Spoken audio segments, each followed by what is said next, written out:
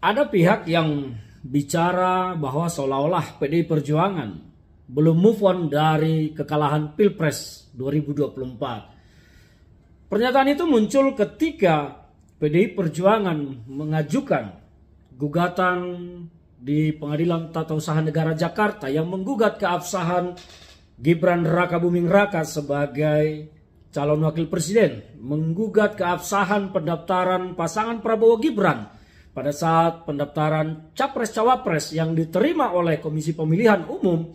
Padahal saat itu peraturan Komisi Pemilihan Umum yang mengatur batas usia Capres-Cawapres masih 40 tahun dan belum dirubah. Meskipun pada saat itu telah lahir keputusan dari Mahkamah Konstitusi yang membolehkan dengan syarat pernah menjabat kepala daerah pengalaman.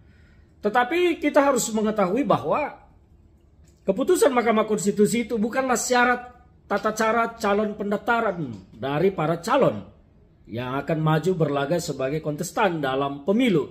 Tetapi itu adalah dasar dari terbitnya aturan-aturan yang akan diikuti. Dan seharusnya peraturan KPU dirubah dulu menyesuaikan dengan putusan MK, baru kemudian pendaftaran Prabowo Gibran boleh diterima. Jadi apa yang dilakukan oleh PDI Perjuangan kali ini bukanlah sebuah pertanda atau sebuah sinyal atau sebuah sikap yang belum move on atau belum menerima kekalahan.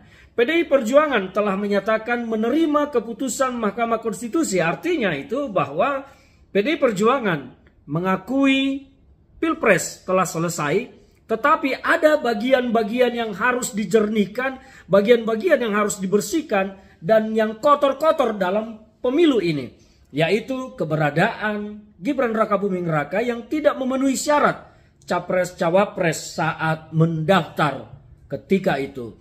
Jadi ada pun pendapat-pendapat yang menyatakan bahwa PDIP belum move on, tidak menerima kekalahan. Tidak demikian. PDIP justru harus bergerak, harus bekerja, harus menempuh tata cara yang bisa dilakukan atau menempuh aturan-aturan yang ada untuk menegakkan demokrasi. Lahirnya Gibran sebagai cawapres ini bagi PDIP dan bagi banyak orang adalah sebuah pelanggaran dan tidak sesuai aturan yang ada atau masuk kategori perbuatan melawan hukum karena pendaftarannya diterima pada saat aturan belum dirubah.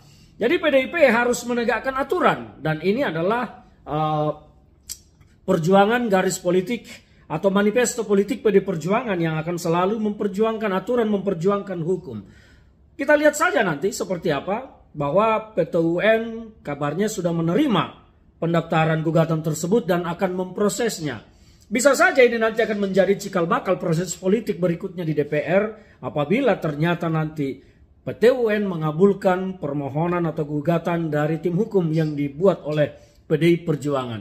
Jadi ini bukan soal move on tidak move on. PDIP telah menyatakan menerima putusan Mahkamah Konstitusi.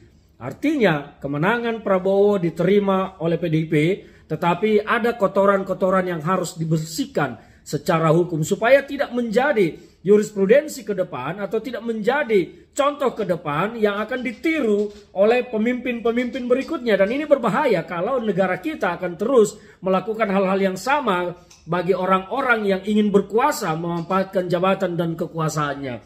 Saya pikir siapapun yang mencintai hukum, tegaknya kebenaran, tegaknya hukum harus mendukung upaya yang dilakukan oleh tim hukum PDI Perjuangan yang dipimpin Gayus Lumbun untuk menggugat pendaftaran atau keabsahan dari pendaftaran Gibran, Pak Prabowo Gibran pada saat itu. Yang bermasalah dalam hal ini sebetulnya Gibran, ya. Prabowo sah memenuhi syarat. Tetapi apakah kemudian nanti di tengah jalan bahwa Gibran akan diganti apabila ternyata proses hukum dan politik menyatakan Gibran ilegal, ya harus diganti di tengah jalan. Kita negara besar tidak boleh dipimpin oleh cawapres yang ilegal. Jadi itu saja arahnya. Jadi bukan soal move on tidak move on. PDI Perjuangan telah menyatakan sikapnya menerima putusan Mahkamah Konstitusi. Tetapi PDI Perjuangan tidak boleh berdiam diri melihat pelanggaran yang ada. Ini adalah bagian dari sebuah perjuangan untuk menegakkan demokrasi, menegakkan aturan di negara kita. Saya berharap masyarakat akan mendukung ini. Nanti sampai sejauh mana kebenaran akan terungkap dan akan tegak di Republik ini, kita akan lihat bersama-sama ke depan ini.